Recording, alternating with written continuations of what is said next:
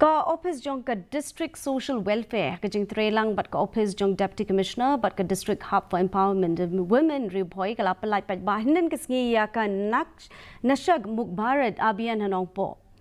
U deputy commissioner u Abhiyaan baran wa ulapli Paidbah ya kini ka jing lang bakenthop ka jing penbana Paidbah halor ka jing ma jo ka jing di drop bat ban halor ka phang pedeng. Jit ka jing im om yo drop lani. Choose life. Say no to drugs.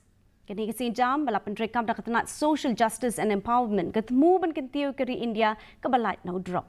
The reason why government of Abhiyaan and government of India is focusing so much on the problem of drug abuse is because of the ramifications that it has. It does not only harm the individual, but this is one such case which harms the individual, the family, and the society at large.